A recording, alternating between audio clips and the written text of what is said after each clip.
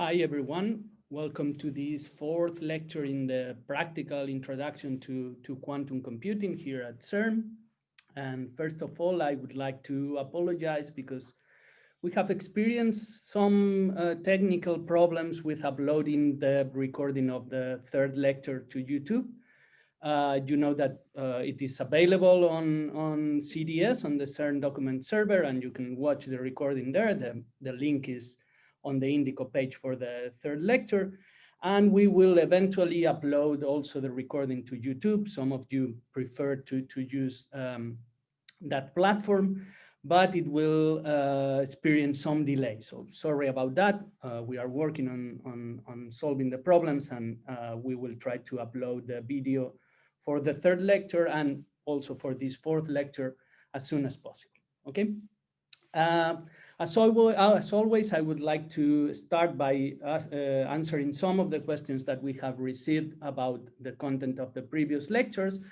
And there is one that was quite popular. Some people asked about this. Also, some people asked about solving some of the exercises that I have proposed. So I'm going to give you the solution to one question or one small exercise that I proposed last week.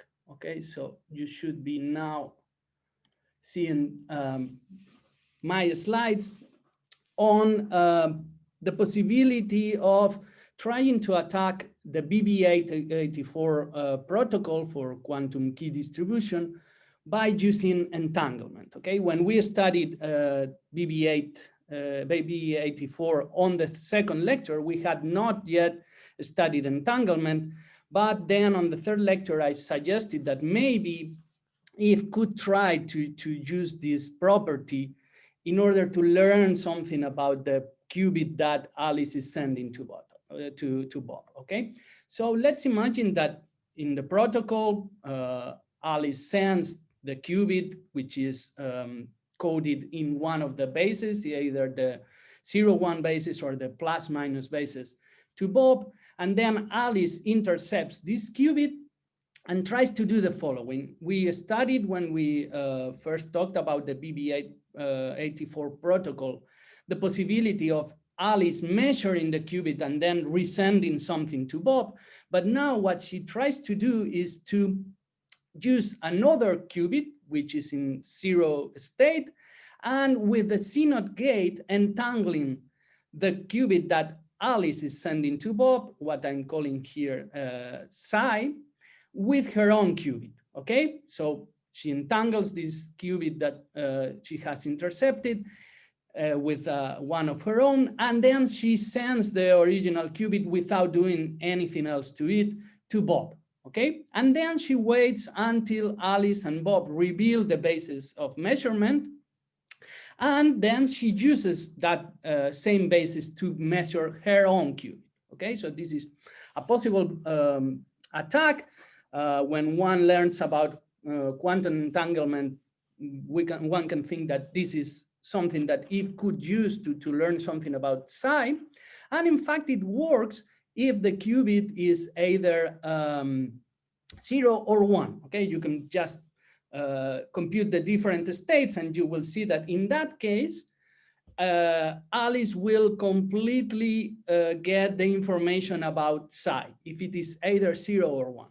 But remember that randomly, Alice can also choose to encode her information, her bit, in the plus-minus basis. She does not always send the qubit in the 0-1 basis, which would be equivalent to sending it as classical information, but she also uses this conjugate coding in order to send the information in a different basis. So imagine that instead of 0 or 1, Alice is sending this qubit psi, which is in state plus. Then what if does, she cannot know without measuring what is the qubit, and even if she measures, she cannot recover complete information about the qubit. So she needs to use the CNOT gate as before, and then the state of the two qubits, of the qubit that Alice is sending to Bob, and of the qubit that if is using to entangle, will be this Bell pair here. Okay, this is exactly what we have done several times in the previous lecture. Okay, so now she sends the first of these qubits to Bob. Okay, this is the qubit that she had intercepted, so she resends this qubit to Bob. And then Bob receives this qubit, and he can decide to either measure in the 0-1 basis or in the plus-minus basis. If Alice sends this qubit, if Bob measures this qubit in the 0-1 basis, then this is an incorrect choice, and this bit will be discarded. It won't be used for the key generation. Okay, so we can just simply ignore that situation. The interesting situation is when Bob uses the plus-minus basis to measure. In that case, remember that what he has to do is to apply the Hadamard gate, and then he has to measure. But if he applies the Hadamard gate to this state, which is now entangled with Eve's qubit, you can easily check that then the state of the whole system of the two qubits after Bob applies the H gate is this one here, okay? And now he has to measure the first qubit, the qubit that he has received. But notice that he has 50% probability of obtaining 0 if he measures this first qubit of this state. Oh, sorry, there is a problem here. This should be 1, 0. Sorry about that. I will correct it and upload the new version after the lecture, but should be 1, 0. And then he has 50% probability of measuring 0 and 50% probability of measuring 1. But this is not what should happen, because if Eve had not entangled the qubit, then since Bob is using the same basis that Alice was using for encoding the bit, he should recover exactly the bit sent by Alice. So in this situation, half of the time he will obtain an incorrect answer. And if Alice and Bob share some of the bits in the key to check whether everything is going correctly, they will notice that there is some interaction with their qubits, probably because of an external agent. Okay, so this is why this protocol does not work. Also, you can check that something similar happens with if Alice sends the minus state. And in that case, Alice and Bob can again detect that there is some eavesdropping on the line. And this is why this simple attack, there are more complicated attacks, cannot work. Okay, so let me use my headphones because there is some noise from the computer and maybe it's better to do it this way. Okay, so this was the first question, or one of the most popular ones. There was another question about what happens in the quantum teleportation protocol. In the quantum teleportation protocol, remember that we start by supposing that Alice and Bob are sharing an entangled pair, exactly one like this one here, a Bell pair, okay? And some people have asked how they can get this entangled pair if they are supposed to not have a quantum communication channel through which they can send these qubits, okay? So the idea here is that maybe they have met in the past and they have prepared in advance some entangled qubits, and then they have split the qubits and they have kept half of them. Or maybe there is a third party which can send Alice and Bob part of an entangled pair. Okay, this is something that also can happen without needing to have a communication, a full communication channel between quantum communication channel between Alice and Bob. Okay, so I hope this answers the question. And there was another one about the evaluation of functions with the oracle, but since we are going to deal a lot with that today, I will answer that question later. Okay, so I think that's more or less all about the most frequent questions received this week. I again thank you for the interest and for all your feedback, and please feel free to keep on sending questions by email. The people who are joining us on the Zoom channel, please feel free to ask questions at any time. I will be very happy to answer any doubt that you may have. Okay, so now let me change my slides to the ones that we are going to use today. Just let me, please allow me a minute to select the correct file. Okay. Okay, so up to this point, we have been working only with systems of 1, 2, or even 3 qubits in the case of quantum teleportation, but this does not exploit at all the full capacity of quantum computers. The full capacity of quantum computers comes into the limelight when we use systems with many qubits. Okay, so this is what we are going to start studying today and in the rest of the lectures of the course. And in fact, you may think that, well, this is going to be much more complicated than what we have studied so far. But in fact, this is just a simple generalization of what we have been doing. Okay, so we have come, in fact, a very far way in the study of quantum information and quantum computing, and we only need to apply these notions that we have already studied for 1 qubit, for 2 qubit systems, to a situation in which we have many qubits. Okay, so now imagine that we have n qubits. N can be a big number, and as we know, each of the individual qubits can be in state 0 or in state 1. Okay, so the combination of all the n qubits can be in state 0, 0, 0, 0, 0, 0, 0, 0, 0, 1, 0, 0, 0, 1, 0, all the possible 2 to the m possibilities of zeros and ones.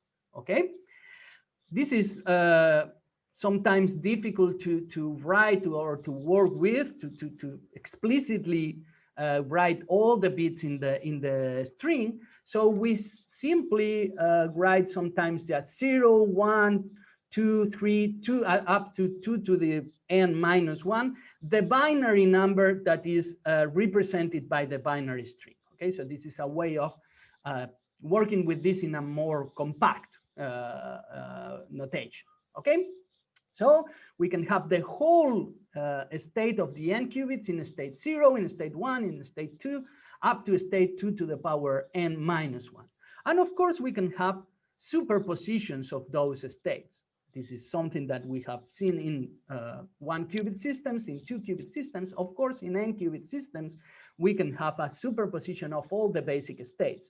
And in this case, of course, we are going to have a linear combination with complex coefficients of the different possibilities for the individual qubits combined in these basic states. And we know that for this to have physical meaning, for this to be something that is a real state of an n qubit system, we need this normalization condition. We need that the amplitude squared of the different possibilities add up to 1. Okay, and you know that this is a condition that we need because when we measure the system, we are going to obtain, imagine that we measure all the n qubits at the same time. So we are going to obtain one of the basic states. We are going to obtain either 0, 0, 0, 0, 0, 0, 0, 1, one of these states, okay? And the probability of obtaining one of these states is exactly the amplitude squared of that state in the superposition that is the general state. And after this measurement, you know that we have the wave function collapse, and now we have this state that we have measured. We do not have a superposition anymore. This is exactly what we had with 1-qubit systems, with 2-qubit systems, but now we have 2 to the n possibilities. And this is something that we are going to use in our favor when we study different quantum algorithms. We are here working with using 2 to the n, an exponential number of coefficients of amplitudes, and we have an exponential potential of managing information with these states of n qubit systems. Okay. We can, of course, measure the n-qubit system, all the qubits at the time, but we can also measure just some of the qubits. Okay, so imagine that we have this superposition, this general state for an n-qubit system, and we measure just one of the qubits. In this case, I'm measuring the one that is in position J, but you can measure the first or the last, whatever you want. Okay, what will we obtain?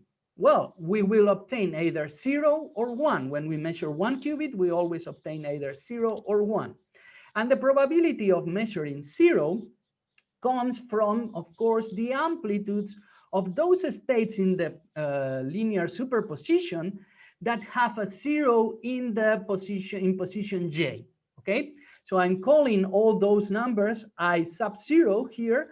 And what we need to do in order to obtain the probability of measuring 0 on that particular qubit is to compute the absolute value of the amplitudes, to square that value, and to add up all those amplitudes squared. Okay, so what we have is the sum of the probability of obtaining one state with 0 in that position or another different state with 0 in that position. And we do this for all the different possibilities that are consistent with measuring 0 in that position. Okay, now the state will collapse to a superposition of all those possibilities which are compatible with having a 0 in the position J. And that is exactly this sum here, and we need to normalize by this factor in order to have something that satisfies the normalization condition. Okay, so this is exactly the same that we did with 1 qubit, with 2 qubits, but now it's more general. The formulas may look a little bit more complicated, but it's exactly the same idea. Okay, so far nothing new. We only have the same concepts, but now with n qubits. Okay, what about, this is for the general representation of the system, for the measurement either with all the qubits or with just one. What about the transformations? What about the quantum gates? Well, of course, if we have an n-qubit state, we can, as always, represent this as a column vector. In this case, we are going to have 2 to the n coefficients, but again, we have a vector. And then the transformations need to be matrices of size 2 to the n times 2 to the m, unitary matrices to keep the normalization condition on the state of the qubits. And these are going to be the operations that we can do with the n qubit state. Okay. Also remember that when we have the n qubit state represented in this Dirac notation, we can easily compute the inner product, because we know that all the states in the basis are orthonormal. Okay, they satisfy this condition here. If I is different from J, then this product is going to be 0. If I is equal to J, then this product is going to be 1. So this is the usual notation with the Kronecker delta. Okay, so if we have a state of this form, we can easily compute the inner product with another state also in Dirac notation by using this fact here. Okay, so if you remember the previous lectures, at this point, what we did was to study different quantum gates for either the 1-qubit systems or for the 2-qubit systems. So you can imagine that now we are going to introduce a lot of gates, a lot of quantum gates for the general situation, for n qubits. Well, in fact, we are going to introduce at least one gate which works with more than 1 qubit. But you will notice that, in fact, the work that we have been doing so far is enough to know what happens with these n-qubit systems with already the quantum gates that we have studied. We don't need to introduce many more new operations or transformations, okay? What I really want to do is to introduce at least the Toffoli gate, which is a very important gate, which is a gate that we are going to use in some of the examples that we are going to run today, okay? And this is also important because it has properties that makes it relevant, for instance, to study what we call universality of quantum gates and classical gates that we will explain in a minute, okay? So what is this Toffoli gate? This Toffoli gate is also called a doubly controlled NOT gate or a CC NOT gate. The CC comes from control NOT gate, okay? And the idea is that we have 3 qubits. It acts on 3 qubits. The first two, the top ones, X and Y here, are the controls, okay? And Z is going to be the target of the gate, okay? So what happens is if both X and Y are 1, then we are going to flip the value of Z. This is exactly what we had in the case of the C-NOT gate, the 2-qubit gate that we studied previously in the previous lectures. But now we have 2 controls instead of 1. Both X and Y need to be 1 in order to flip, to apply the NOT gate to Z. And we can express this as this logical formula, this Boolean formula here. This is the XOR, and we are going to add to Z with this XOR the conjunction of both X and Y. Remember that this is the AND, the logical, the classical AND gate. So this is going to be 1 if both X and Y are 1, and it's going to be 0 if either X is 0 or Y is 0. So we are going to XOR Z with 0 when at least one of X or Y is 0, and we are going to XOR Z with 1 when both X and Y are 1. Okay, so what we are doing is exactly what we said before. We are flipping the value of Z only if X and Y are both 1, okay? And this is an important gate because with this gate, we can construct any classical circuit that you can do with classical gates, with the AND gate, with the OR gate, with the NOT gate, and all those gates that you know from digital computing, okay?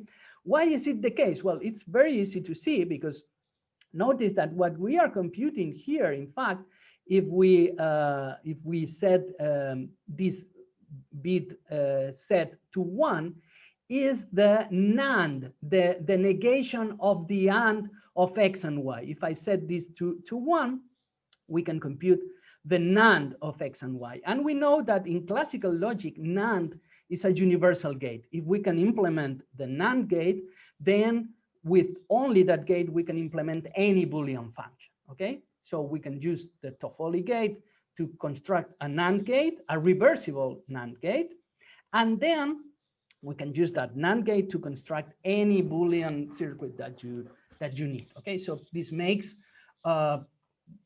this gate very important because it shows that quantum computing is at least as powerful as classical computing, because we can reproduce any circuit that we have with classical logic, okay? However, this Toffoli gate by itself is not universal for quantum computing. It's not, something that we can use to construct any other possible gate. You can easily see this because, in fact, if you compute the unitary matrix for this gate, you will notice that the coefficients are always zeros and ones. So you cannot obtain some of the gates that we have seen so far, like the rotation gates, which have complex coefficients. Okay, so this is not enough for universal quantum computing. And in fact, we don't even need to include this 3-qubit gate or any other 3 or higher qubit gate.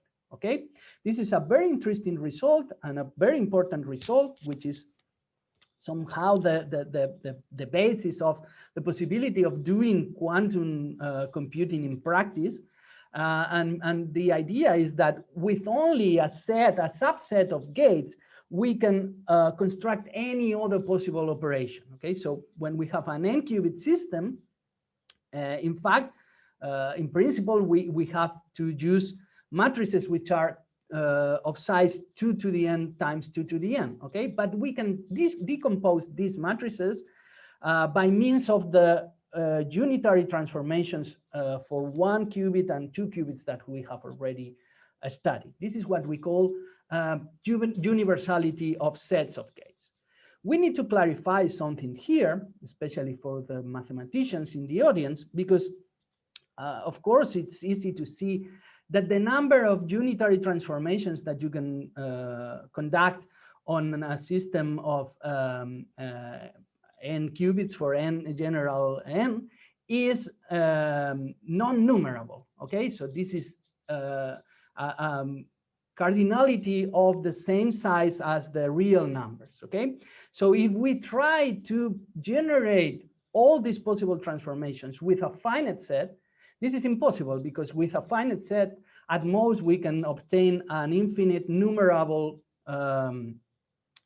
number of gates. Okay, what we are talking about when we talk about universality in this sense in quantum computing is about the possibility of approximating any possible transformation up to the precision that we need.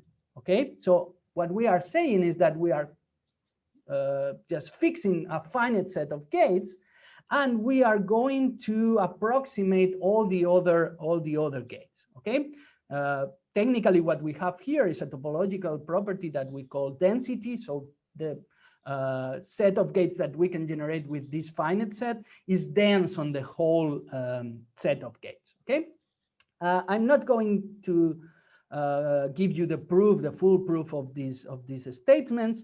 You can find proofs, very interesting and I think very readable proofs of these facts on both the Qiskit textbook that I have linked on the recommended resources, and also on the book by Nielsen and Chuang. In the book by Nielsen and Chuang, you have more details, but I think that if you want to feel the taste of the proof, if you read the chapter on the Qiskit textbook, that is more than enough to see what is going on. Okay, and then what we can prove with these techniques is that with just the 1 qubit gates that we have studied so far, the rotations that we studied on the first and second lectures, and the CNOT gate, then we can approximate any other gate to the precision that we need. Okay, and in fact, we can go even further, and we can prove that with just the NOT gate, the Hadamard gate, the T gate, and the CNOT gate, we can approximate all the other gates, no matter how many qubits we have. Of course, the number of times that we need to use these gates can grow exponentially, but we can do it in principle. We can approximate any transformation on any number of qubits that you need. Okay, as I said, I'm not going to prove this in detail, but at least I want you to see some of the equivalences that we can use, at least to prove that with these NOT, Hadamard, and T gates, we can generate some of the other gates that we have been studying. Okay, so for instance, This is something that you can check easily, each of these equivalences, either by computing the product of the matrices or by using Quirk, for instance. And you can see, for instance, that Z can be generated as this product of the Hadamard gate, the NOT gate, and then again the Hadamard gate. Also, the S gate that we studied in the previous lectures, remember that this is a rotation around the Z axis, and it's a rotation of pi over 2. So the T gate is a rotation of pi over 4, so we can do this rotation of pi over 4 2 times to obtain the S gate. And the similar arguments apply to the other equivalences that we have here. So this is an interesting and quite easy exercise to notice that, well, in fact, from a reduced set of gates, we can generate all the others, at least up to some precision that we fix in advance. In fact, in the quantum computers that we use in practice, for instance, in the IBM Q experience, we have not only the X, H, T, and C0 gates, we have more gates, and they are implemented physically. But for some forms of quantum computation, for instance, when we want to do fault-tolerant quantum computation, it is interesting, it is important to know that we can generate several gates from others, and then maybe those other gates that we can implement physically are easier with the scheme for quantum error correction that we are using. We will talk more about this in the last lecture of the course. Okay, so these are some equivalences that you can prove. There are many others. Okay, and if you want to see a more detailed proof of these universality theorems, you can refer to the books in the recommended resources. Okay. To end up our study of n-qubit systems that you have seen is shorter than we have done with 1-qubit and 2-qubit systems, because all the work that we have done so far now paves the way to understand this in an easier way. I want also to show you that for more complicated gates, you can sometimes do a exact decomposition. For instance, for the Toffoli gate, you can check, this is another exercise that maybe you cannot do by computing all the matrices because you have here a lot of gates, but that you can do, for instance, in Qiskit or with Kirk. You can check that this decomposition here gives you exactly the Toffoli gate, and it only uses 1-qubit gates. In fact, the Hadamard gate and the T gate and its inverse, and C0 gates, okay, 2-qubit gates. So you can check this, and in fact, this is the composition that is optimal in the sense that you cannot do this with less than 6 C0, okay? And you can check that this is exactly the Toffoli gate by taking into account that here we are using the bottom qubits as the controls, okay? So this is one control, this is another control, and the target will be the uppermost qubit in this circuit. Okay, so this is all that I wanted to tell you about n-qubit systems.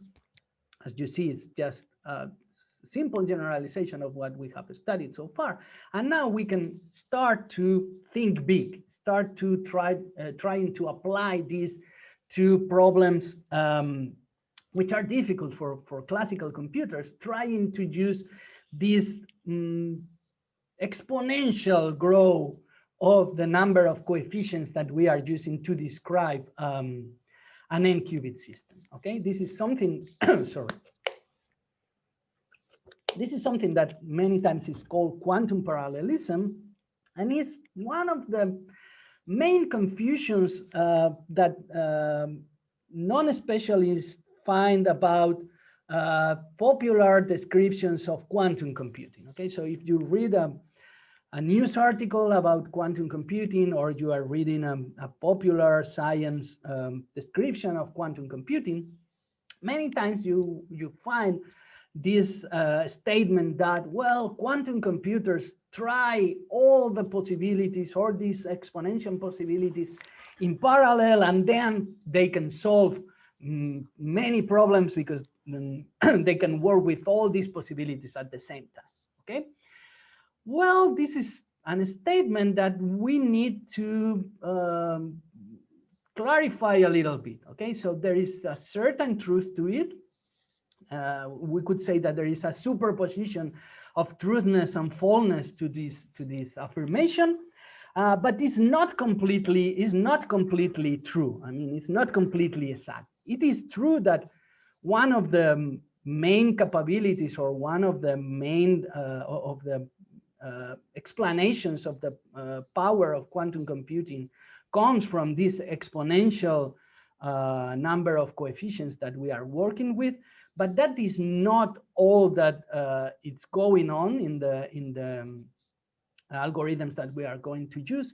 And in fact, by itself is not something that we can use to solve, for instance, very complicated combinatorial problems or NP complete problems or things like that. Okay, so we need to think a little bit about this and to clarify this.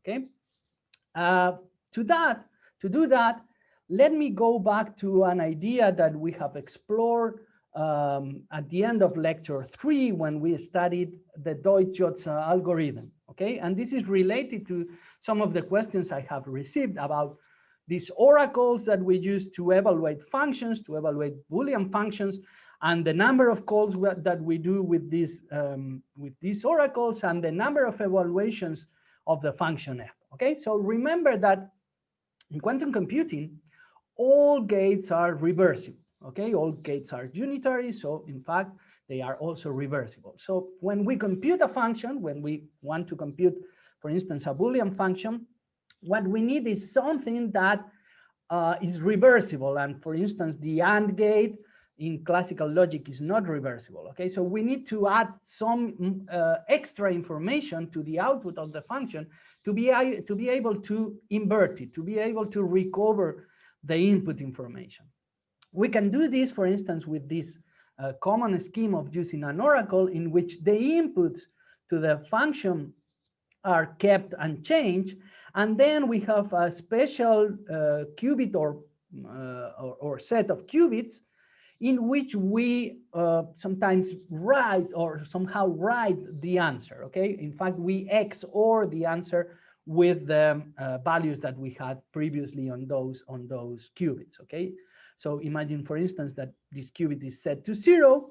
Then what we obtain here is, of course, the value of f of x, and we can invert this because we can apply again this oracle and revert the transformation that we have done. This is something that we have done in Deutsch algorithm, and we are going to do it again in several of the algorithms that we are going to study today. Okay, so this is the setting in which we can study, or one in the set of the settings in which we can study this quantum parallelism, this possibility of evaluating a function or working with all the values of a function at once. Okay, so let me recall you how to do this, or well, modify a little what we did in Deutsch algorithm to see that in fact we can use these oracles to evaluate the function in all the inputs at the same time. I'm going to start, as always, with a simple case, which is the case in which we have a function which is a Boolean function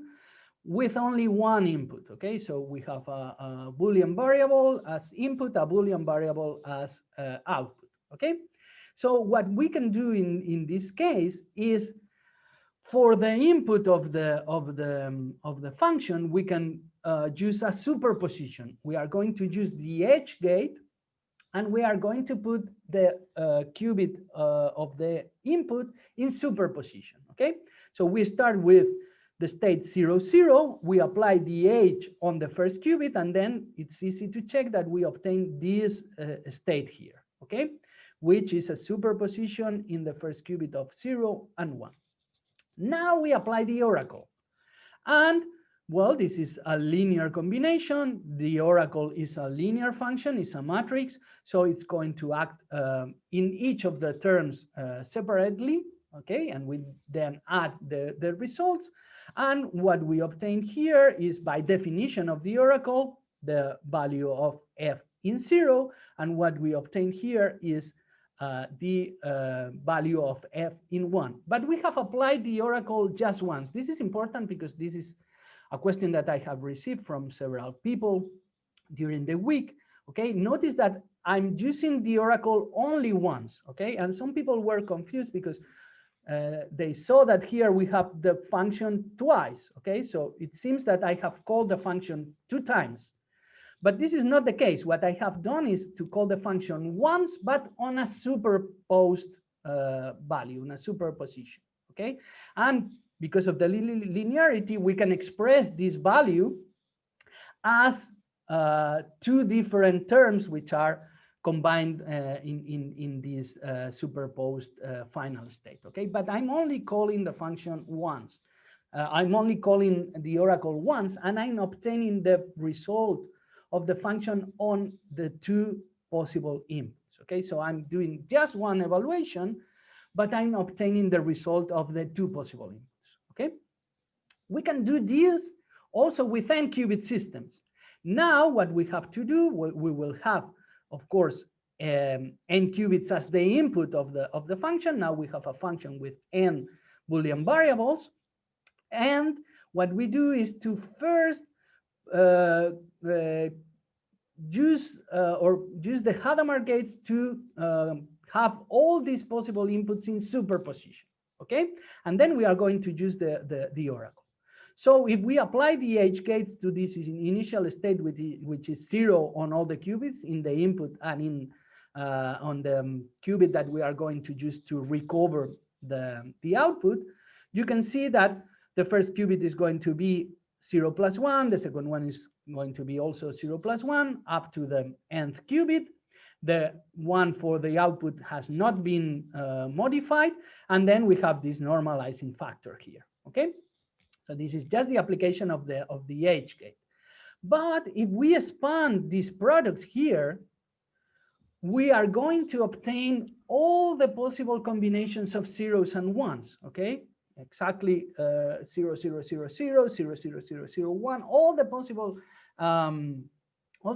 strings with zeros and ones, because here we have a product of 0, 1, 0, 1, 0, 1 on all the qubits. Okay, so we have this state, which is equivalent to the one that we had here, to the one that we had here, okay? And we can write this in a more compact way, as we have mentioned before, with this sum here. This sum here, it's over all the values from 0 to 2 to the n minus 1, okay? And we have here the value x. Now, if we apply the oracle again by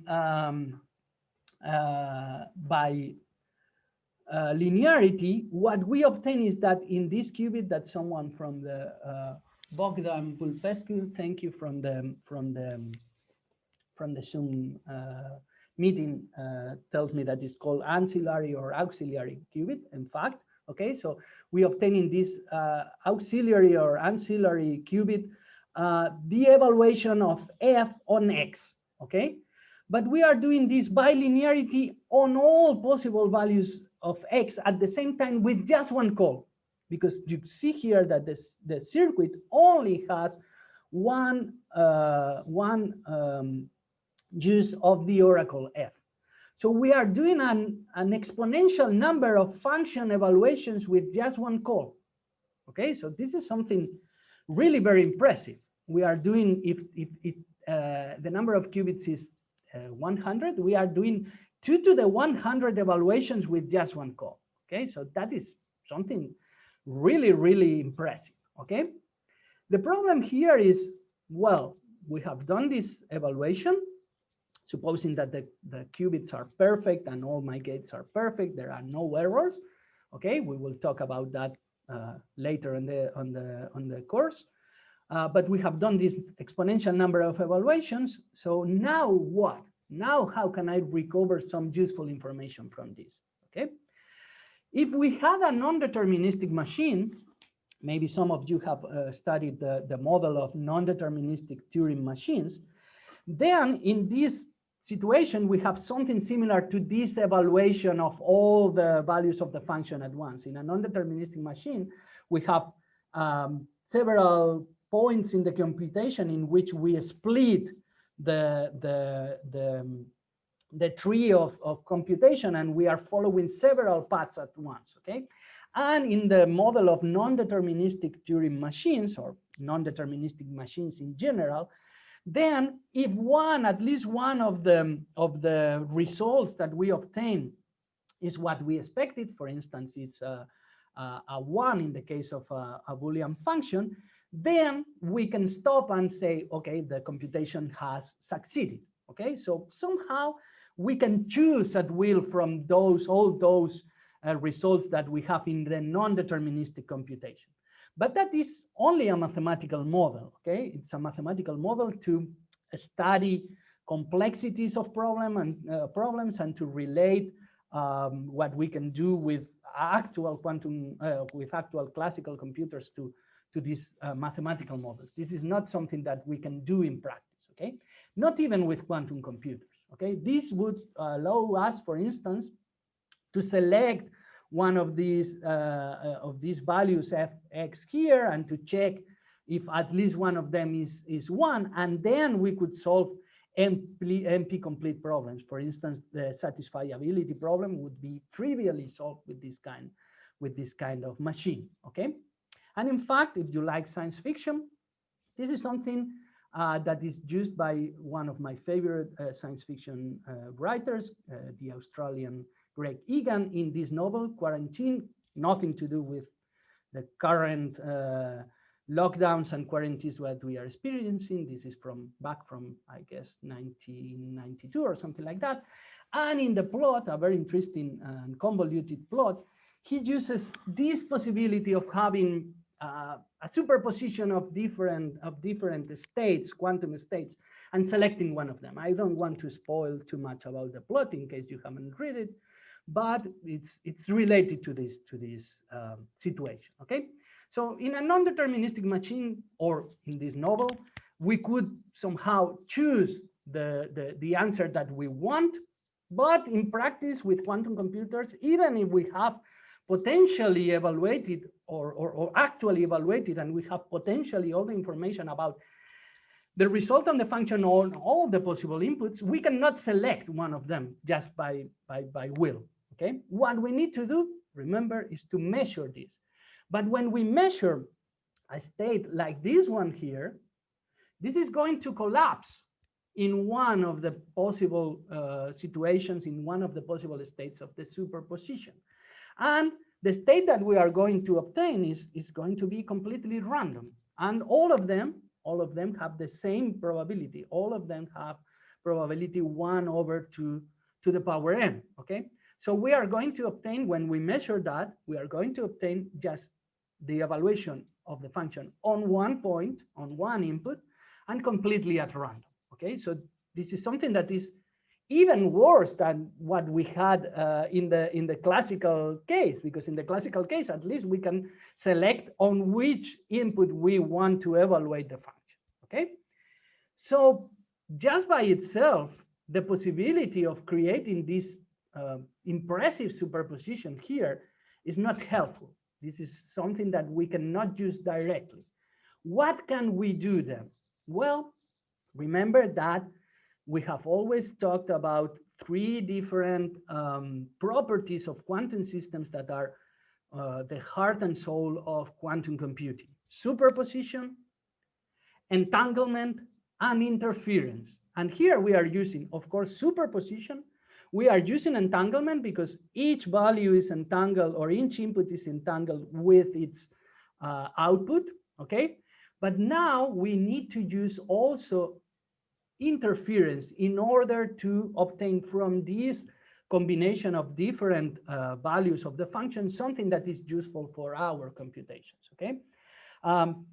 I strongly recommend that you read this comic by Scott Aronson and Zach Weiner-Smith that I have taken the liberty of representing here with some of the pictures, okay? In which, in a very funny but also very informative way, they explain how quantum computing is not only about the possibility of doing this quantum parallelist evaluation and this superposition, but also, and even more importantly, about the interference that we need to create to somehow annihilate those amplitudes of the answers that are not interesting for our problem, and at the same time to make the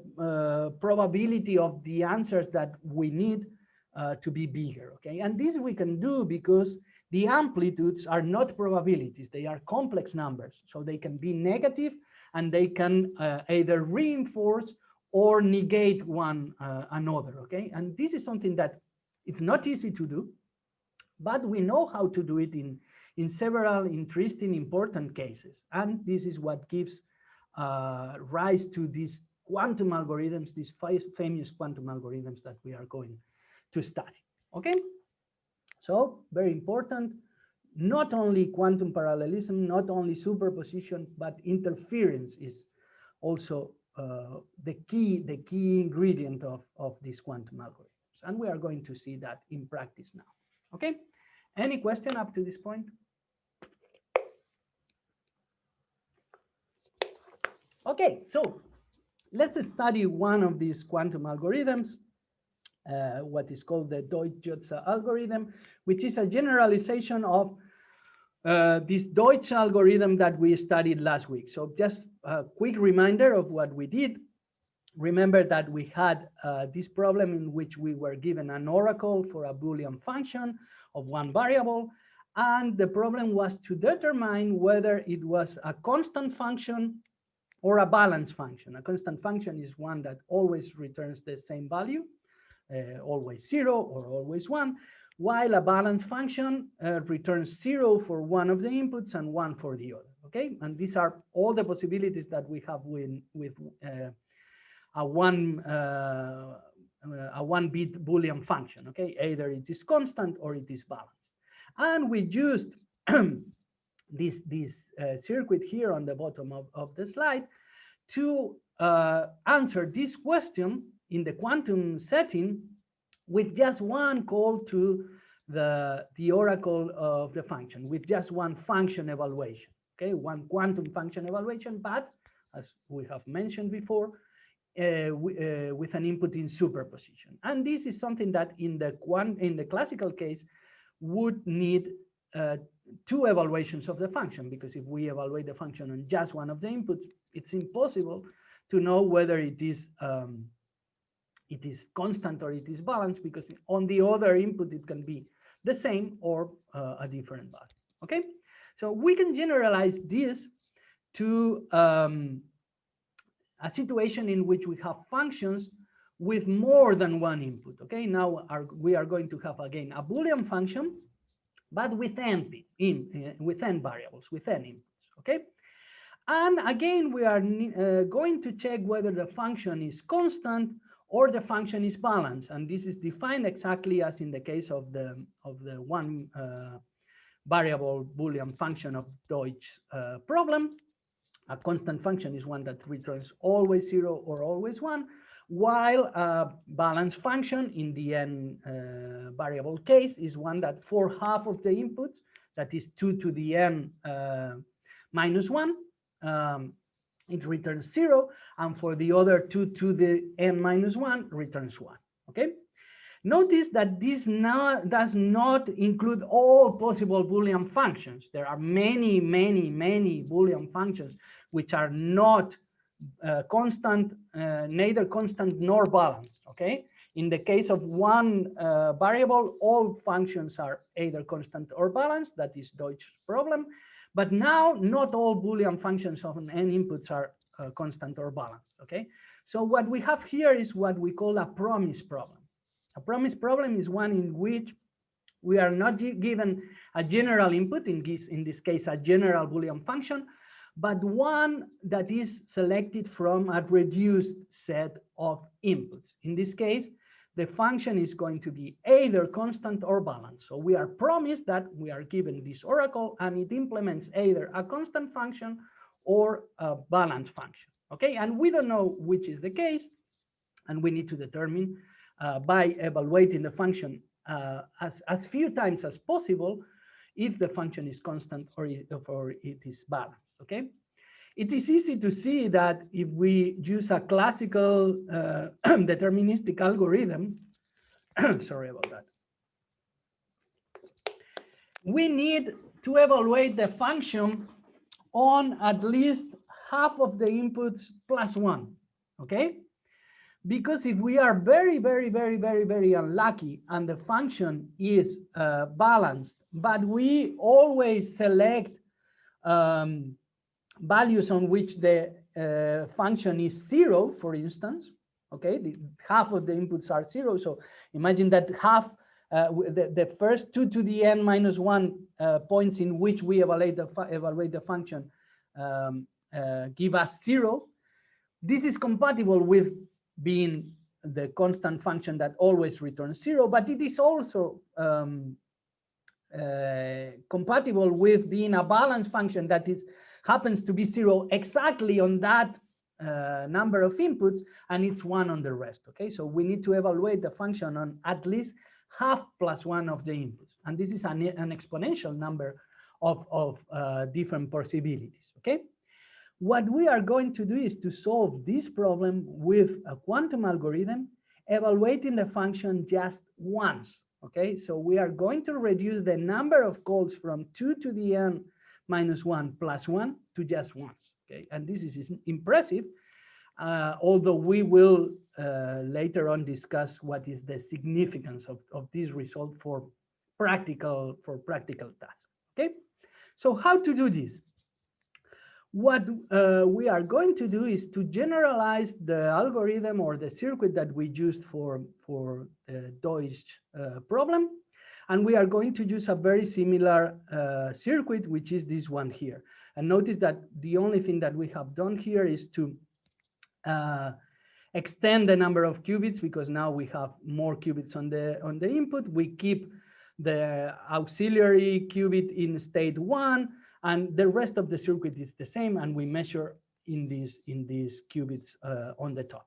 Okay, so how to use this and why does this work on the problem that we are posing? Okay, so let's see what are the different states that we obtain when we used an oracle for a function that is either constant or balanced with the circuit of the previous slide.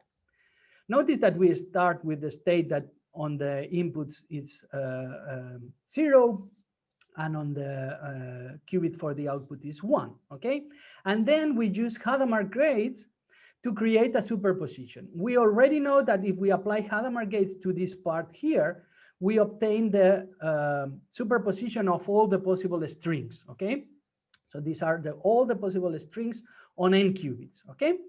And then if we apply the Hadamard gate on this qubit, which is in state 1, we obtain the minus state, which is this one here, and then we collect all the normalization factors in this coefficient here. Okay, so this is something that we have already done, and we know that this is the state that we have. Now we apply the oracle, and the oracle, as always, is a linear function. It acts linearly, so we can evaluate on each of these products by itself, and we know that for x, it is going to XOR here f of x in the case of this qubit being 0 or this qubit being 1. So we obtain 0 plus or XOR fx, 1 XOR fx, okay? But remember from Deutsch's algorithm that fx is either 0 or 1. If it is 0, then this does not change. 0 XOR 0 is 0, 1 XOR 0 is 1. And if fx is 1, then we are going to invert. We are going to change 0 to 1 and 1 to 0. So what we are going to have is 1 minus 0, okay? And we can write all this in a more compact way by using this factor here, -1 to the power f of x. Because if f of x is 0, then this is 1, and we have 0 minus 1, which is what we needed. And if f of x is 1, then we have -1, which is multiplied by this 0 minus 1 is 1 minus 0, as we needed, okay?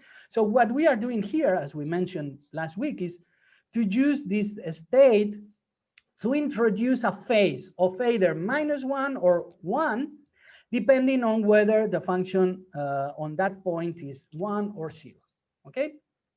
Now, what can we do with this? Well, remember that we are going to apply a new column of Hadamard gates, and then this is something that you can compute. I'm not going to do this derivation here because it's quite easy, but it's also very long. So you can try this to apply the Hadamard gate, the column of Hadamard gates to a general string X, okay? And you will obtain that the new state is this double sum that we have here, okay?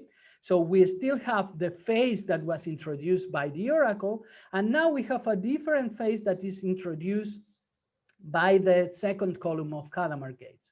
And we have here, what we have here is just the inner product of the strings X and Y. These are binary strings. And what we do to obtain, to compute this inner product is just to multiply the corresponding bits, 0 times 0, 1 times 1, 1 times 0, whatever. And then we add all the results, the usual inner product, okay? And you can check that, in fact, the Hadamard gate introduces these phases according to this inner product here, okay? So this is something that you can check. It's a mildly long computation, but it's not difficult, okay? And then remember that what we do is we measure the first 10 qubits, okay, with the circuit. What do we do with the result? We compare the result to the string that is, this is incorrect. I should change this. Sorry about that. I will change the other error and this one. Okay, so this should be different. I copied this from the Deutsch algorithm. So this should be different from 0. Okay, so we are going to compare this result to 0. If the result is 0, then we can be sure that the function was constant. If the result is different from 0, then we can be sure that the function is not constant. And then, since the function was either constant or balanced, then we are sure that the function is balanced. Why does this work? Why is it enough to compare this result that we obtained to 0? Well, we can easily see this by computing the probability of obtaining 0 when we have this state here. Okay, so we have this state here. What is the probability of obtaining 0 if we measure?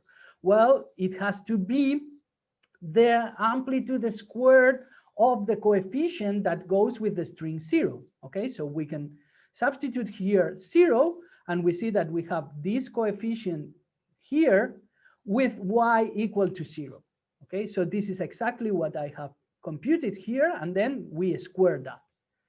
But since y is 0, this factor here reduces to 0, and we have this sum here squared, okay, which only depends on f, and on its values on all the possible strings x that we have evaluated, okay? But now notice that if f is constant, then this value is always 0 or always 1. So this value here is always 1 or always -1, okay? And since we are squaring this and we are summing over 2 to the n possible binary strings, what we obtain, either if the function is always 0 or either if the function is always 1, is 1 for this probability. So the probability of measuring 0 if the function is constant is exactly 1. We will always obtain with certainty the result 0.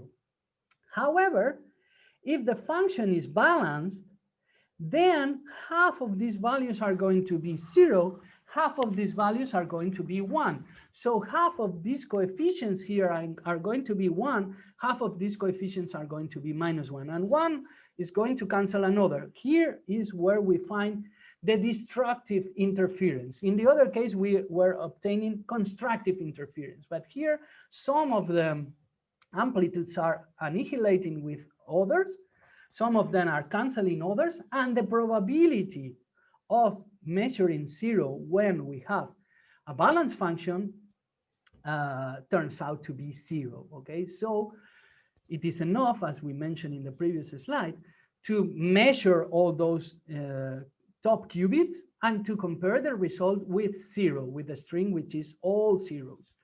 If the string is all zeros, this can only come from the fact of f being constant. If the function is, if the result is different from 0, this can only come from the fact that the function is balanced. Okay, so this is why we solve this problem. It's kind of magical, okay, but we are, notice that what we are doing is, in fact, interfering a lot of different amplitudes to make them cancel each other, okay? So this is the statement of the problem, the solution with the quantum algorithm. Let me give you some comments on this, and then we are going to run an example of this algorithm in an implementation in Qiski. So first of all, of course, this is a problem that it's clearly artificial. This is something that was fabricated especially to show this potential of quantum computing. Okay, this is not a problem that is of practical interest. There is no natural situation in which we are given a Boolean function, which is either constant or balanced, and then we need to evaluate which is the case. There is no simple situation in which this arises. Okay. But it's an interesting example. It was one of the first quantum algorithms that was proposed, and an interesting example of how to use that quantum parallelism, that exponential potential of quantum circuits to do something that for classical computers would be hard, would be much more difficult because they would need much more evaluations of the function. Okay, and as I have mentioned, and this is very important, we are using the quantum parallelism together with interference. This problem is also interesting because similar ideas were used subsequently to define other algorithms, other problems, and other quantum algorithms to solve them. For instance, the Bernstein-Basirani algorithm, which you can find in the books on the recommended resources, and the Simon algorithm. I'm not going to go into detail into these algorithms because, well, are similar to the one that we have studied and are also not very practical. But these algorithms were also interesting in the historical development of quantum computing, especially Simon algorithm, because it was the inspiration for the famous Shor algorithm that we are going to study maybe at the end of this lecture or at the beginning of the next one. Okay, so the ideas that these researchers were working with these problems there were then useful for other more practical algorithms that were defined. Okay, also I want to mention that here at Open Lab, we have been working and we are finishing a draft on a paper with a generalization of these Deutsch-Jozsa and Bernstein-Basirani algorithms. So, well, this is something that it's also interesting, I think, today from the point of view of the theoretical foundations of quantum computing and to try to give a better understanding of why quantum computers can do some tasks faster than classical algorithms. Okay. Any question about this? Okay. So, well, I encourage you again to try to check all the computations that I have skipped here in order to see how this algorithm works. It's not intuitive. It's sometimes difficult to see what is going on, but at least if you reproduce the computations, you can be sure that everything is working properly and you can gain a deeper understanding of what is going on with these circuits. Okay, so let me then go to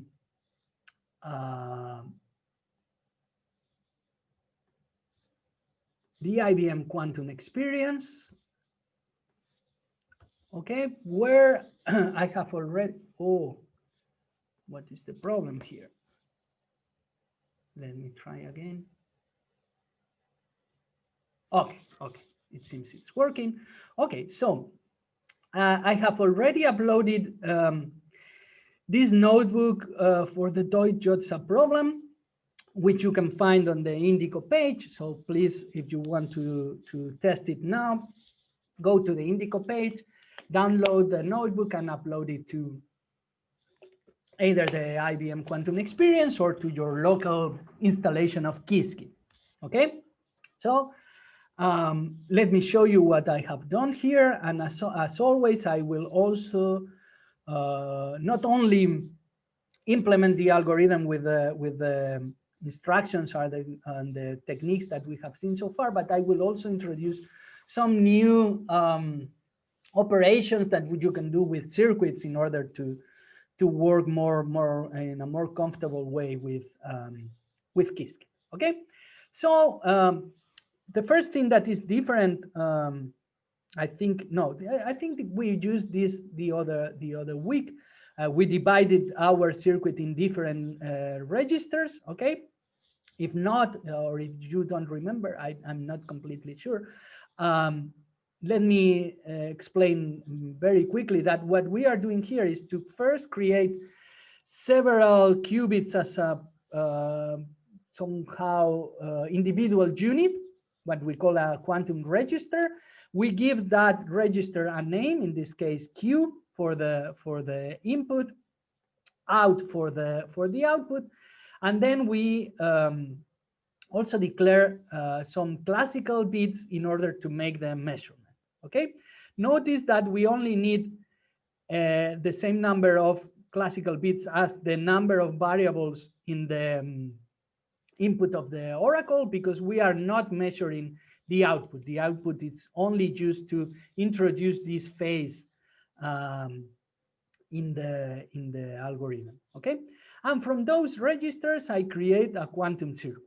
Okay, now we are working with a number of qubits that is variable. In this case, well, I'm setting it to 4, but you can change this number. So it is convenient to introduce the Hadamard gates not one by one, because then we would need to fix a number of qubits, okay? But to do it depending on this number with a for loop, okay? So what we do here is to introduce a Hadamard gate for each qubit. And then we apply the initial NOT to the state of the qubit for the output, because we need it to be in state 1, and then we apply the Hadamard gate.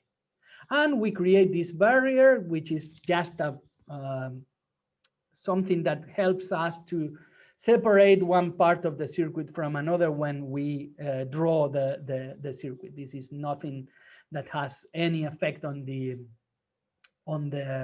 operation of the circuit. Okay, I should have run this before, because now it will take some time to load the packages and to draw this. Okay, but I will explain the following cell and then we go back. Oh, okay, it's now here. Okay, so you see here the Hadamard gates for the inputs, the NOT gate, the Hadamard gate, and then the barrier to separate from the other part.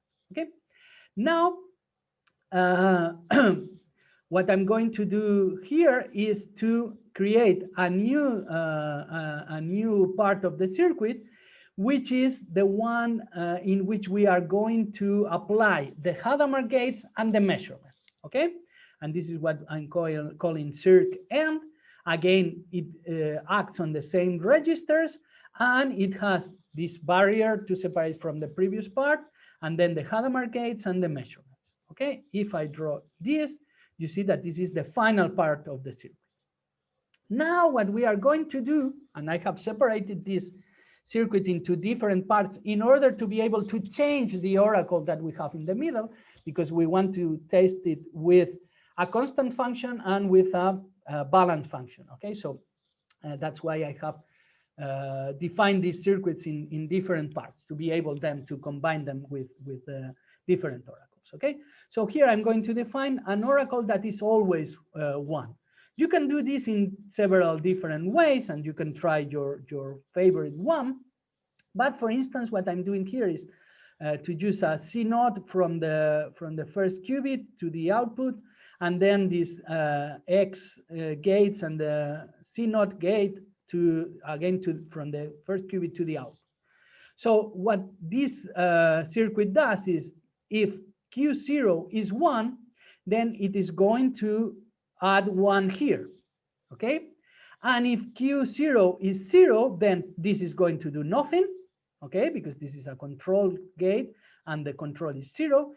Then this X gate is going to change from 0 to 1. Then this gate is going to act and invert the qubit here. And then we are going to return the qubit to its original state 0, okay? So if it is, and of course, if the input is 1, this is going to be changed to 0, and this is not going to act, okay? So you can check that if either the input here is 0 or the input here is 1, we are going to flip this bit here.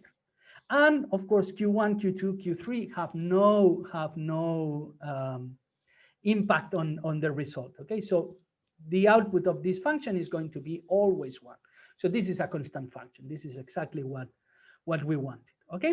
And I'm also going to create an oracle for, in this case, a function that is balanced, a function that returns 1 on half of the inputs and 0 on the others. And again, this can be done in many different ways. There are many different balance functions and many different functions, or many different ways of implementing them with a quantum circuit. But in this case, I'm just using a C0 gate, and the effect of this C0 gate is that if Q0 is 1, then this is going to be flipped, and if Q0 is 0, nothing is going to happen, okay? So half of the times, and again, Q1, Q2, Q3 have no influence on the result, so half of the times, the result is going to be 1, half of the times, the result is going to be 0, so this is exactly the balance function that we wanted. Okay, so now what I'm going to do is to create a complete circuit from the initial part, the oracle, and the final part that we have created separately. Okay, so first I do this with the constant function, and you see here the final circuit. This is the initial part, this is the oracle for the constant function, and this is the part in which we do the measurements.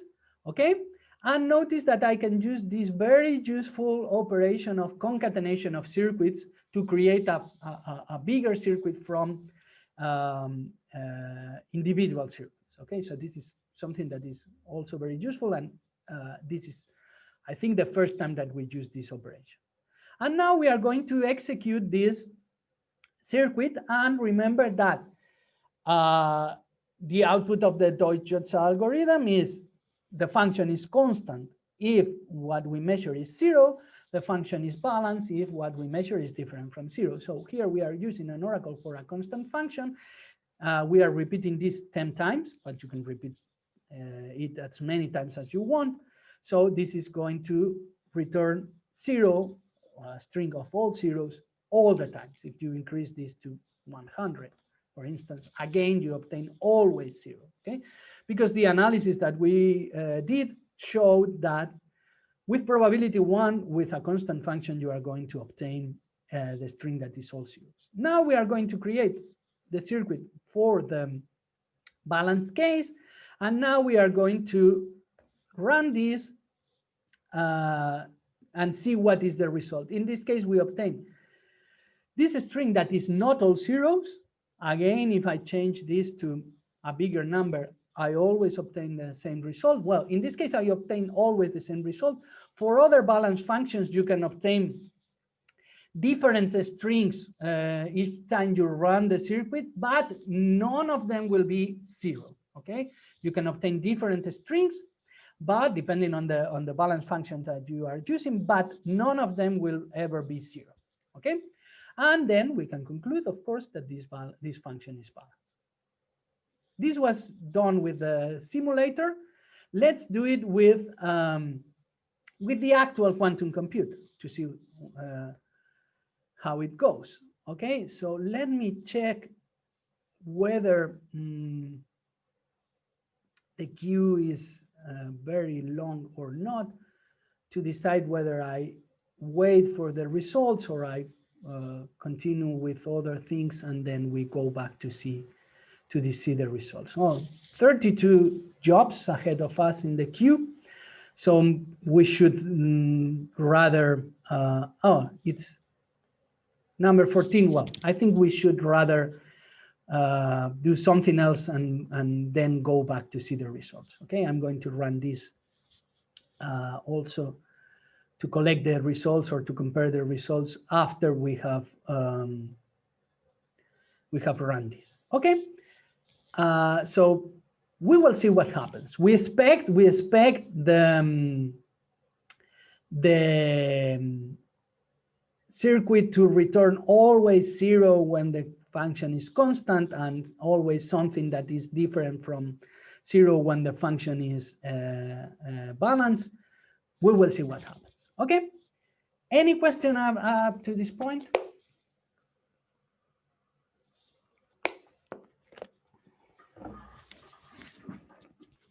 Okay. So let me please go back to my slides.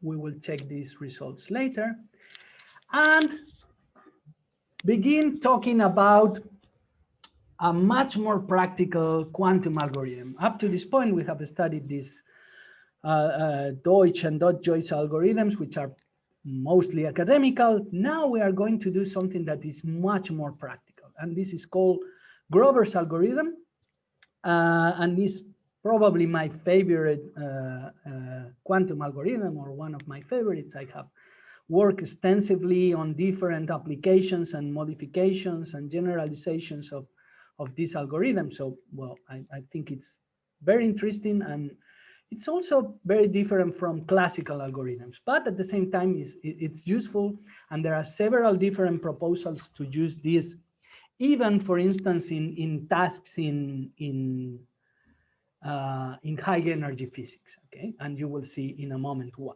okay? So what is this Grover algorithm used for?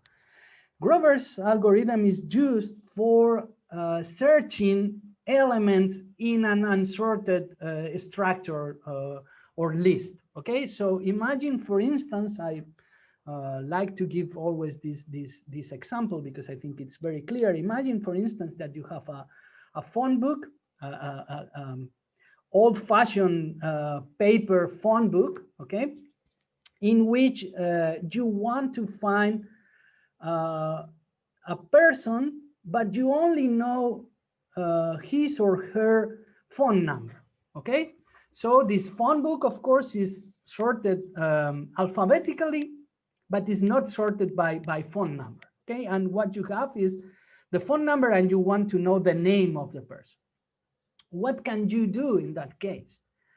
Well, in the classical case, there is not much more option than just starting to read the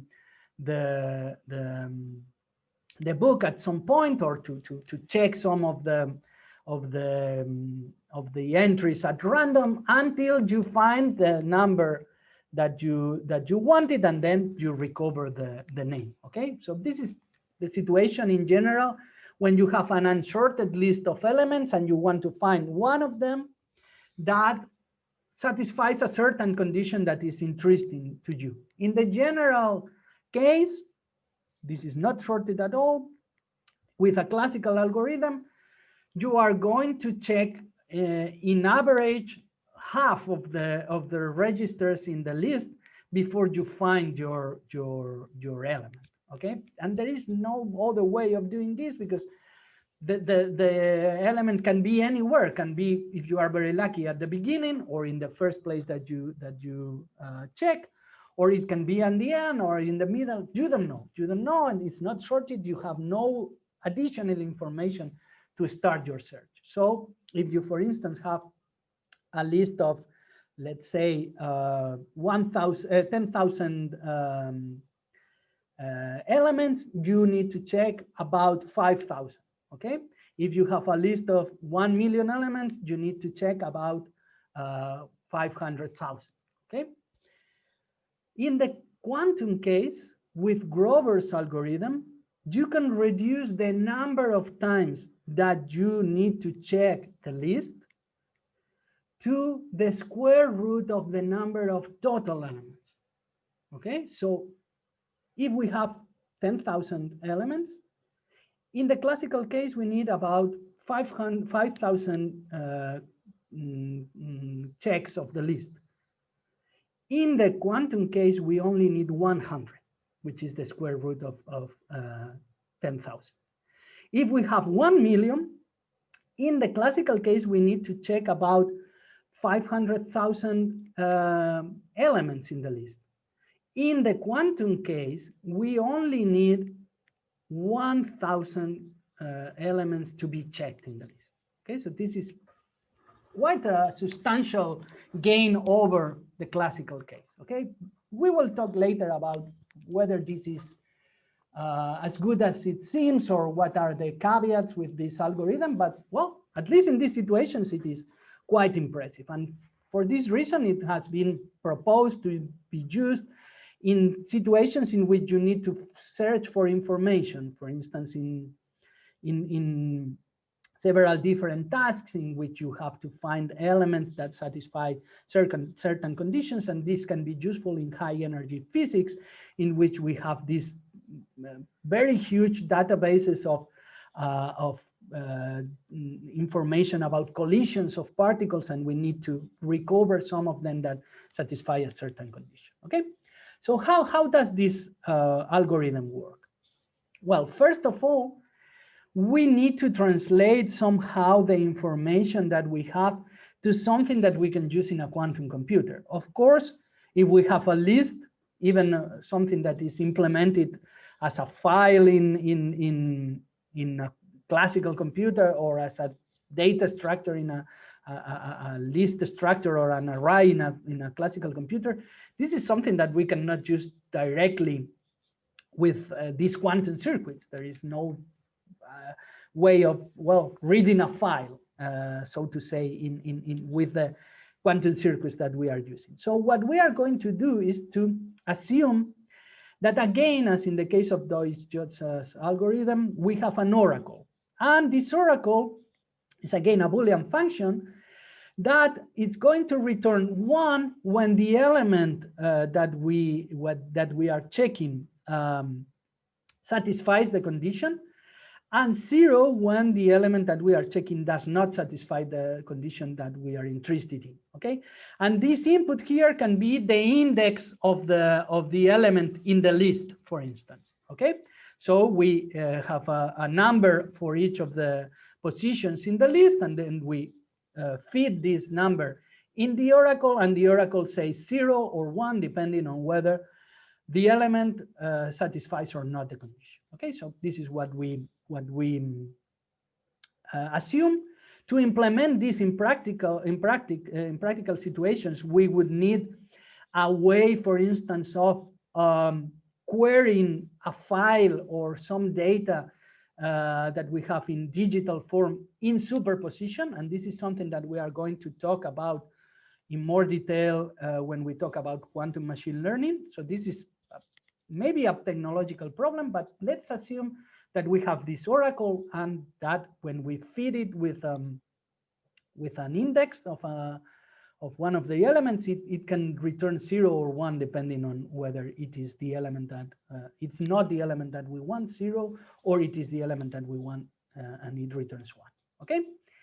Then what we are going to use is, of course, we are going to do interference. We are going to use all these properties of superposition, of course, entanglement and interference.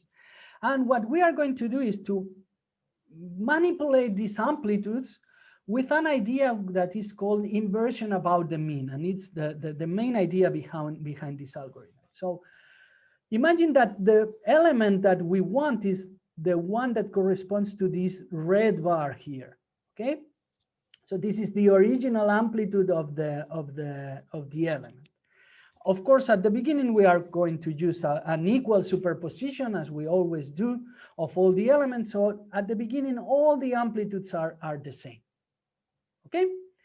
And we cannot know just by that big superposition what is the element, because this is the situation we were talking about when we discussed quantum parallelism. Of course, we can evaluate the function, and then some of these values will be 0, some will be 1, but we cannot select an element with value 1 just because we want. We need to do something with the amplitudes in order to select it. Okay? So what we are going to do is to use this trick of the phase kickback that we used in Deutsch and Deutsch-Jozsa's algorithms, in which we introduce this -1 to the power f of x. And if the element is the one that we are searching for, then this is going to introduce a phase of -1 in front of the amplitude of this element. And this is what we call here negating the amplitude. So the amplitude is going to be the same one, it's going to have the same magnitude, but now it's going to be negative. And now, and this is the neat trick of Grover's algorithm, what we are going to do is, with a unitary transformation, we are going to compute the average of all the amplitudes. This average now, it's a little bit less than it was before, because one of the elements now is negative. At this point, it was all the elements were equal, so the average was the value of any of them. But now one of them is negative, so this is going to be a little bit lower. And then we are going to flip all the amplitudes around this mean. That is why we call this inversion about the mean, because we are doing a reflection around this mean. Okay, and then of course the ones that are above are going to be a little bit below, and the one that was much more negative, that one that was below the mean, it's going to come on top. Okay, this is clearly exaggerated in this case, because in the general situation we are going to have 2 to the n elements, and we are only reducing the average a little bit when we flip one of the amplitudes. But in the end, after several iterations, this is going to add up. We repeat this several times, and then the elements which are not the ones that we want are going to gradually reduce their amplitudes, and the one that we are searching for, it's going to have a very high amplitude. Okay, so this is the idea. How do we do this? How do we do this with a quantum computer? Of course, you can do this with a classical computer, but then you need to iterate over all the values. So it's not good, because, well, you might as well just check which of these values is -1 and then you select it. Okay, so this is not something that is helpful, although you can do it in the classical case, because then you need to operate over all the values and you do not reduce the complexity. Okay, so how do we do this in the quantum case? In the quantum case, what we do is to use this circuit here, which, as you can see, it's somehow similar to the one that we used for the Deutsch-Jozsa algorithm, because in fact, this part here of negating the amplitude is exactly what we did in the Deutsch-Jozsa algorithm. We just introduce this -1 phase. Okay, so the first part is the same. At this point, we are introducing this negation of the amplitudes of the element or elements that we want to find. And then we have this part of the circuit here, which is what it's called Grover's diffusion operator, which is the one that computes this average and computes or performs this inversion around the mean. Okay, and we need to repeat this a number of times, which is proportional to the square root of the total number of elements in our list. Okay, so you can just take this circuit and study the unitary matrix that corresponds to this part, to this diffusion operator, and you will obtain that, in fact, what it is doing is this inversion around the mean. This is you can find this in several of the textbooks that I have included in the recommended resources. And this is a possibility to study this algorithm to see why it works and the number of times that you need to repeat this. But I prefer a different approach. I'm going to adopt the approach that you can find in the very fine lectures by John Watrous that I have also included in the recommended resources. Okay, and what he does is to interpret Grover's algorithm as a rotation. In fact, if you are good with geometrical interpretations, I'm not at all, you can see that, well, this is a reflection and this is again a reflection. This is quite easy to see. And then you have a composition of two reflections and this is a rotation. To me, that is in a high dimensional space, very difficult to see. If you can see that, well, this can help your intuition. But the idea is that even algebraically, you can show that the operation that we are doing here is in fact a rotation. And we are going to compute what is the angle of rotation and how that it helps us in determining the number of times that we need to repeat this operation of the oracle and the diffusion operator.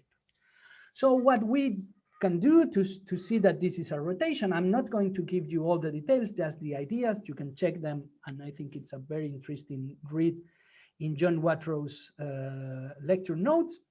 What we do here is to separate the initial state. Of course, the initial state is an equal superposition of all the different elements. This is something that we have repeatedly used today. This is the first step of all our quantum algorithms, okay? But now we are going to write this in a different way. This equal superposition of the initial of the upper qubits, the input to the function, we can write it as a combination of the element that we are searching for and the rest of the elements. Okay, so here this x0 is the superposition, the equal, the uniform superposition of all the elements that are different from the one that we are searching for. Okay, or you can write this in a different way by saying that these are the elements on which f gives the value 0. Okay, and x1 is the only element on which f gives the value 1. Now notice, well, you can easily see that this is exactly the same expression that we had before, because this n-1 cancels with this n-1 here. We are writing the same state in a different way.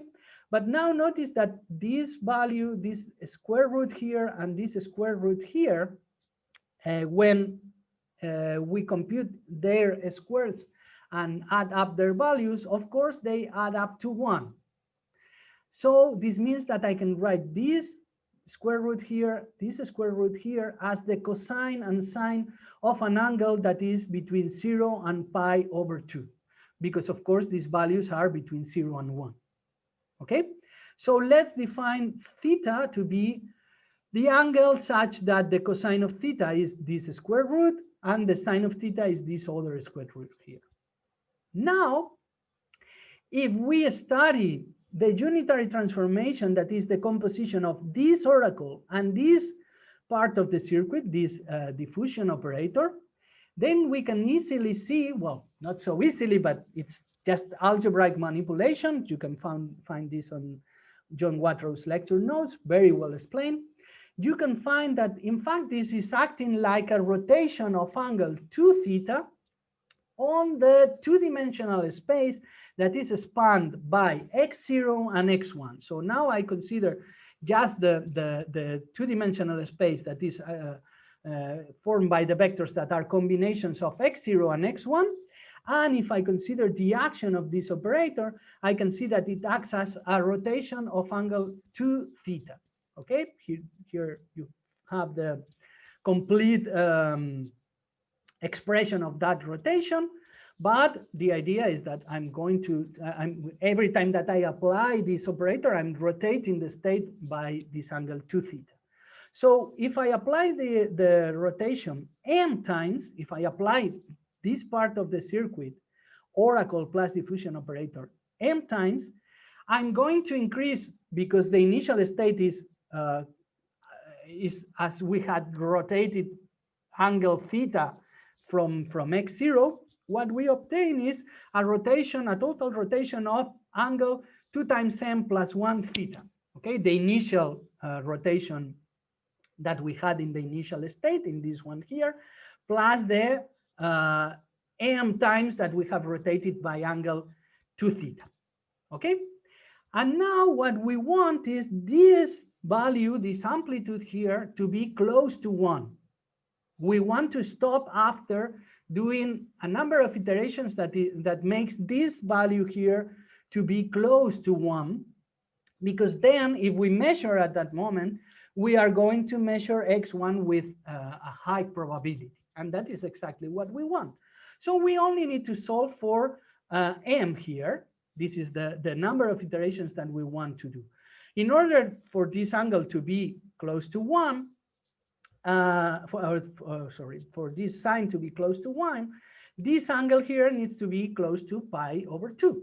So we make this approximately equal to pi over 2. In general, we cannot do it exactly pi over 2, because this is just an integer and we have no a continuous range of values, but we want to find something that makes this close to pi over 2. And then just by doing some algebra, we obtain that this is close to pi over 4 theta minus 1/2. Okay, but since this sign here of theta is 1 over the square root of 1 over n, and n is big because in general we are using a lot of elements here, and remember that the number of elements is 2 to the number of qubits. Okay, that is the number of strings we are searching over. This is going to be very close to 0. Okay, so we will have that this sign in fact is very close to theta. So we can go here and substitute theta with this value here, and well, truncate or round this value to the closest integer, and obtain the number of iterations that we need, which is going to be the closest or the ceiling of this pi over 4 times square root of n. Okay, so the number of iterations, the number of times that we need to check the oracle, because each time that we apply this diffusion plus oracle operator, we are using one call to the function, is of the order of the square root of n. Okay, and this is how we prove that we have this quadratic speedup over the classical case. Of course, this is for the situation in which we only have one marked element, one element that is that satisfies the condition that we are interested in. But we can study this also in the case of multiple marked elements, when we have many elements that satisfy the conditions. Now what we do is to separate again, the initial state into a part which is x0, the elements that are not marked, the elements that are not, that do not satisfy the condition, and x1, the elements that satisfy the condition. Again, we do this identification of values with sines and cosines. We see that this is again a rotation, but in this case, the angle is the number of marked, the square root of the number of marked elements, which in our previous case, of course, was 1 over m. And then we obtain something that is the number of iterations that we need to do is the square proportional or very close to the square root of the total number of elements divided by the number of elements that are marked. So again, a quadratic speed up, okay? There is something that you may be wondering here, and it is that, well, in order to determine this number of iterations that we need to do, it seems that we need to know k. In this case, explicitly, in this case, because we are assuming that there is only one marked element, one element that satisfies the condition. What happens if we do not know the number of elements that satisfy the condition? That is the more general situation, the most general situation. We are looking for an element that satisfies the condition, but we don't know how many of them there are in our list. Okay, in that case, we are also covered. We need to slightly modify the algorithm, but we still can obtain this quadratic speedup. There is no problem with that, because what we can do is to adopt one of two strategies. The first one is to use something similar to this algorithm for this circuit for Grover's algorithm, together with the quantum Fourier transform that, well, I see that today we are not going to be able to cover, but we will cover first time next week, to estimate k. And then we can use regular Grover with this estimation of k. Or we can use a modification of quantum of Grover's algorithm, in which we select the number of iterations that we do with this oracle and diffusion operator uniformly from this set here, okay? Or we select the number of iterations starting with 1 and then exponentially increasing the number of iterations up to the square root of m. The analysis here is a little bit more complicated, but again, it uses this expression of the state that we have after m iterations, and you can find all the details in the books. Or if they are not there, just ask me. I can point you to some quite readable research papers in which this is explained. But even if you don't know the number of elements that are marked, you can recover this quadratic speedup. Okay, so this is not something that you should worry about, and this is something that, for instance, I have done with my research team back at the University of Oviedo for several different situations. For instance, for some algebraic problems in which we are interested, and this works in practice. If you have a powerful and precise enough quantum computer. Okay, so just some final comments before running this algorithm, if you don't have any question up to this point. First, notice that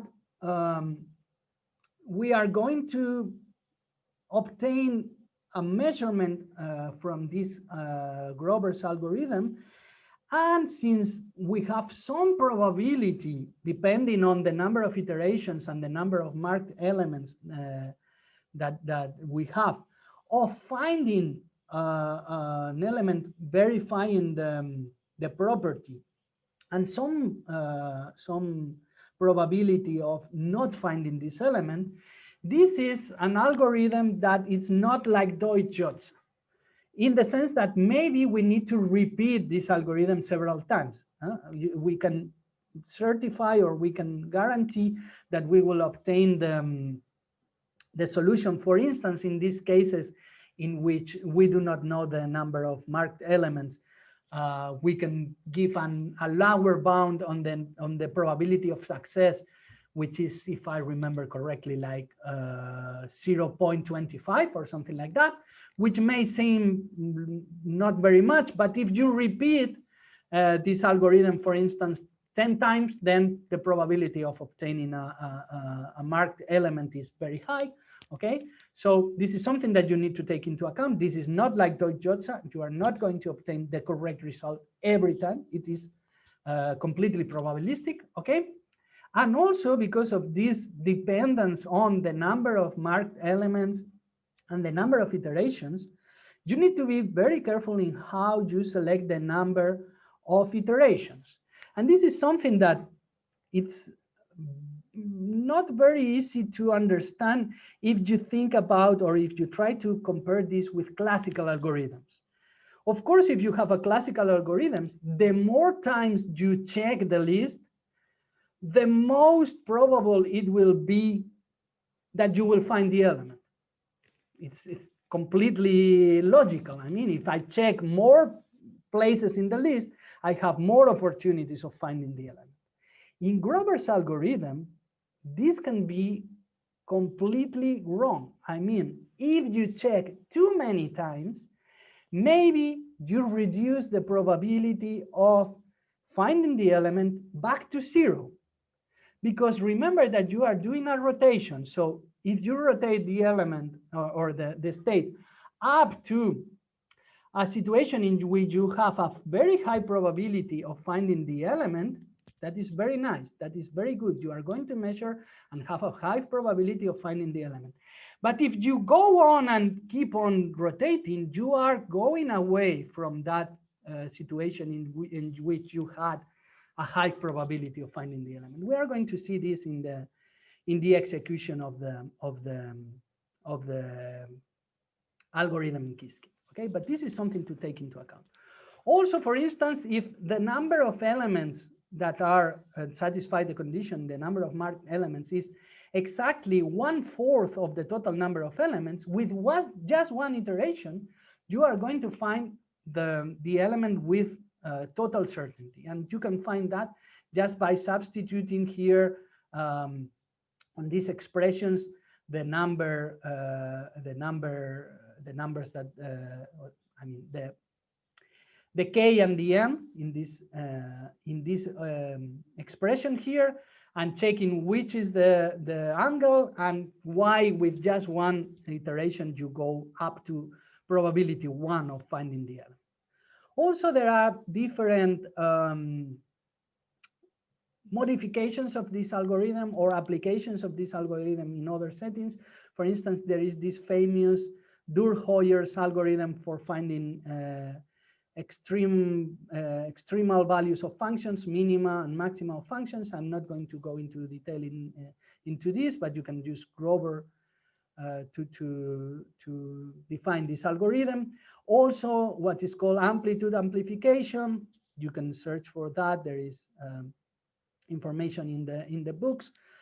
It's also the same idea, but with a different, a slightly different transformation. And also something that is very interesting is that, well, you can prove that there is no quantum algorithm that does better than Grover in this kind of problem, in the sense that you cannot obtain a speed up that is, for instance, cubic or better than quadratic in general. Okay, and this can be proved with several different methods. For instance, you have the adversary method, but also you have this polynomial method that you can find in the lectures by Ryan O'Donnell that I have linked in the recommended resources. And I think it's a little bit complicated. It takes like 1 hour to explain fully, but it's also very well explained by Professor O'Donnell, and I think it's worth watching it if you are interested in this kind of proof. Okay? Any question up to this point? Okay, so I'm sorry I do not have time to introduce Shor's algorithm. I will do that first time next week, but I want to go back to QuizKit and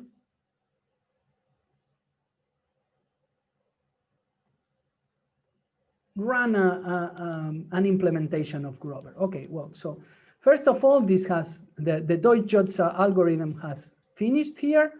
And notice that now we do not have for the constant function always the result 0. This is because of errors in the computer, noise, problems with the measurements, problems, errors in the application of gates. But notice that the most probable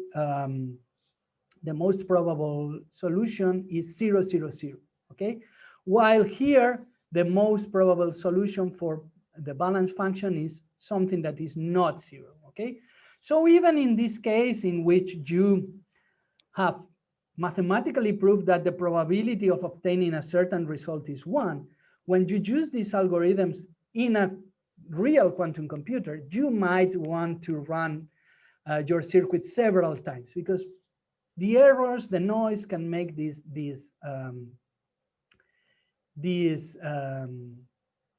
algorithms to give incorrect results some of the time. So you need to run them several times and, for instance, keep them the most frequent solution. Okay, so this is something that I wanted to show you because it's something to take into account when you are doing practical applications in real quantum hardware. Okay, so let me go then to, let me close this and go to my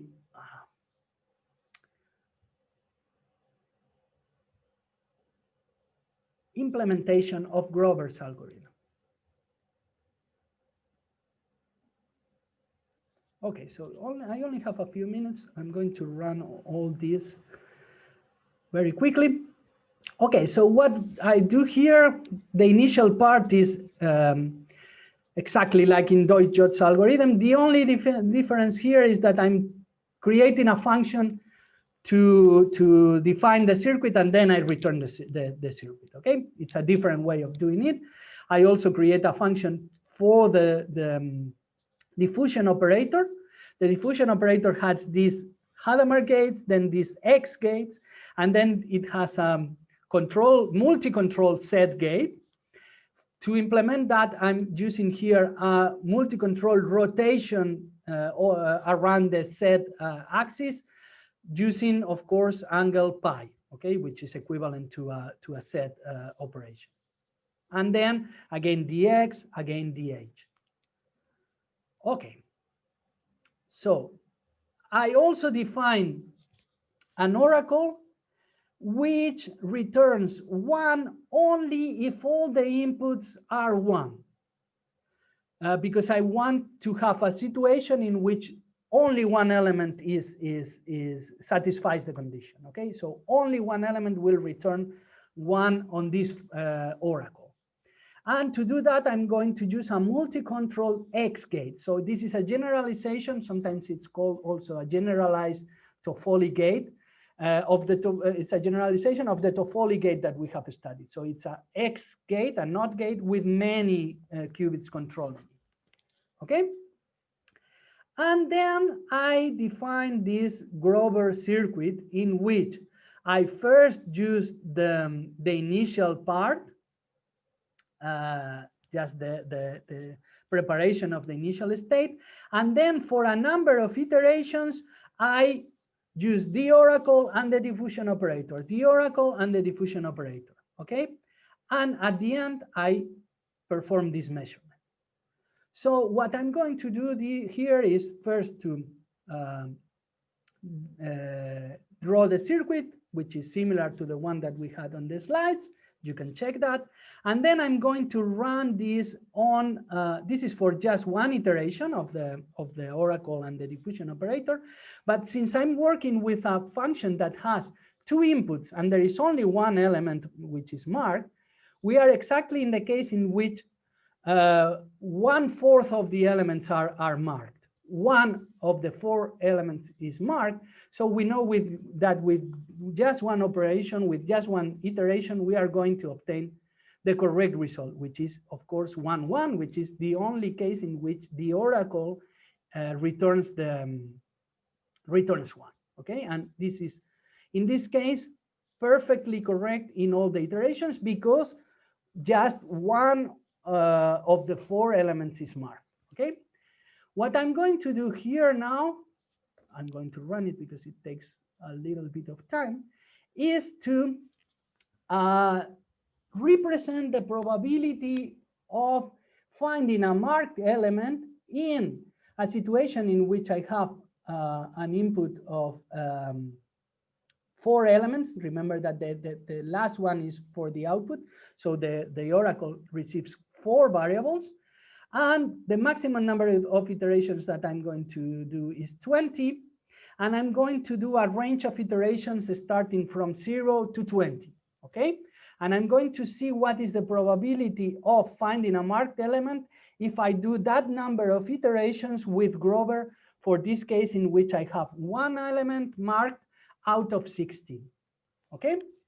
You can check the code here, but it's nothing special. I mean, it's just computation of the probability of finding a marked element. And you see this very interesting graph here that gives the probability of finding the marked element against the number of iterations. And you see that for this point here, which is 3, for 3 iterations, which is close to the theoretical value that we had derived in the slides, we obtain a probability that is very high. Okay? But then if we do more iterations, we go back to something that is close to 0.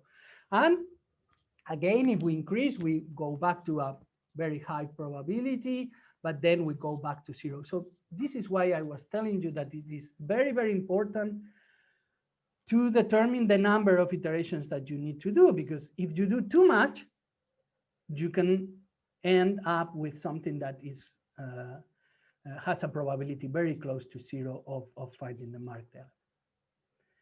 Okay, so if you do not have any question, that is all for today. I want to thank you again for your attention, and we'll meet again next week.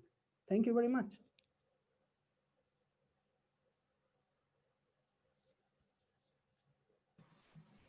Thank you. Bye. Thank you.